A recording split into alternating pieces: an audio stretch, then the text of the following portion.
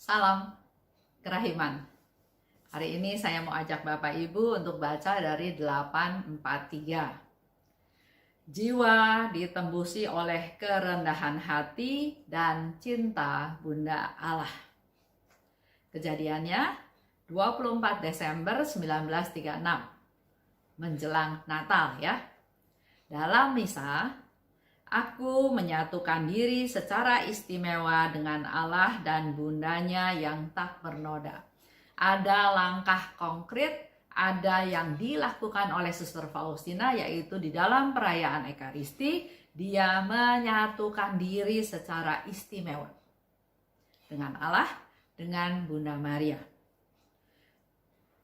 Dan di dalam penyatuan diri tersebut, Suster Faustina katakan, kerendahan hati dan kasih perawan tidak bernoda itu meresapi jiwaku.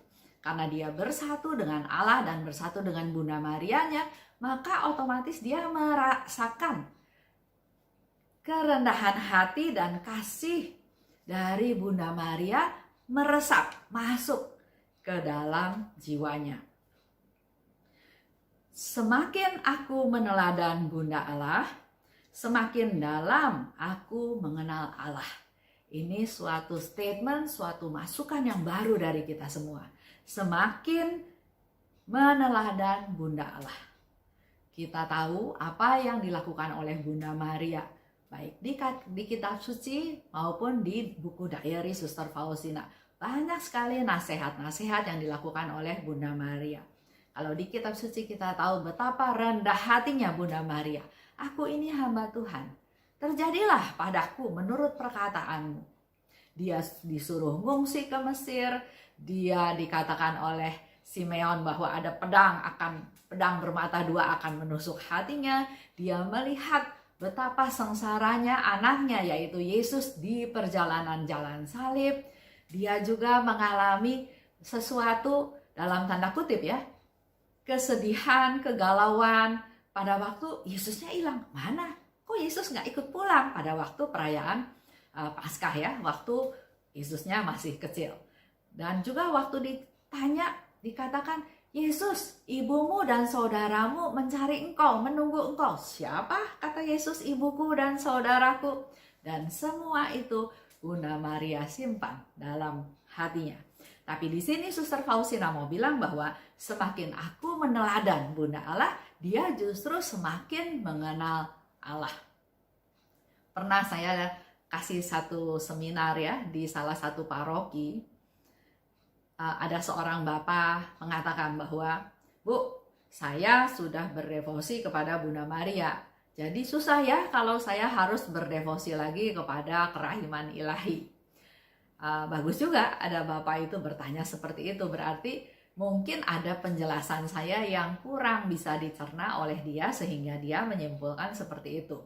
Jadi saya kasih contoh, bukan berarti dengan berdevosi kepada kerahiman ilahi kita meninggalkan devosi Maria, tapi justru dengan berdevosi kepada kerahiman ilahi, buat saya pribadi ya, saya juga jadi semakin mendalami, semakin berdevosi kepada Bunda Maria. Setiap hari berdoa rosario, dan bahkan kalau baca dari diary Faustina, banyak sekali pesan-pesan Bunda Maria yang tidak tertulis di Alkitab. Karena mungkin pencatatannya tidak banyak, tapi ternyata itu semua berkaitan dengan peran Bunda Maria. Jadi justru melalui Bunda Maria, Suster Faustina katakan, dia semakin mengenal Allah. Cinta dan penderitaan berjalan seiring. Ini pasti dialami oleh semua kita manusia. Terutama mungkin dalam keluarga. Mengasihi anak, mengasihi suami, mengasihi istri, mengasihi orang tua, mengasihi mertua. Pasti ada penderitaan dalam tanda kutip. Karena di sini dikatakan cinta dan penderitaan berjalan seiring. Tapi aku tidak akan menukar rasa sakit yang kau timbulkan ini dengan harta apapun. Sebab inilah penderitaan yang timbul karena sukacita yang tidak dapat dipahami. Suster Faustina begitu mencintai Tuhan. Dia ingin ikut menderita, menanggung penderitaannya Yesus. Dia lakukan itu bukan untuk dia tersiksa menderita, tapi dia justru ingin lakukan itu karena dia sukacita bisa ikut serta berperan dalam sengsara Yesus. Dengan dia bisa menderita untuk Tuhan.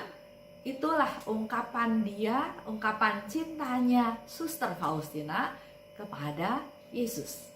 Semakin mencintai, semakin ada penderitaan yang dialami.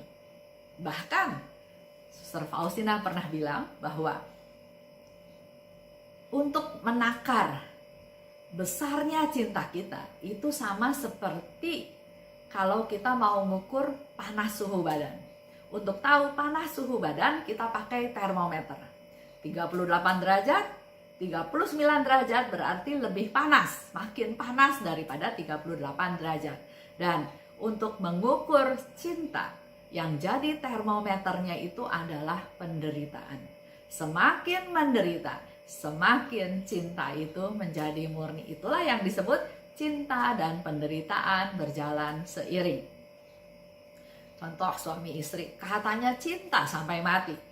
Tapi begitu istrinya sakit-sakitan, nggak bisa melayani suaminya, suaminya berpikir, masa hidup saya sia-siakan, saya masih muda, pangkat saya tinggi, saya masih mau punya keturunan, mau punya anak. Dengan berbagai alasan dia bilang, saya mau kawin lagi.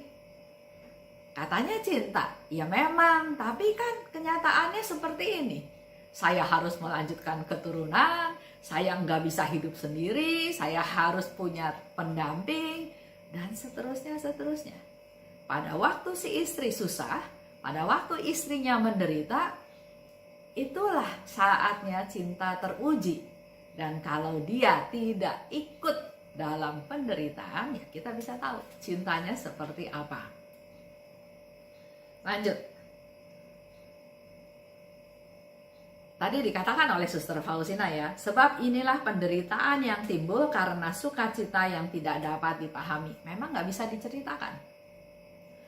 Dan luka-luka jiwa ini disebabkan oleh suatu tangan yang penuh kasih.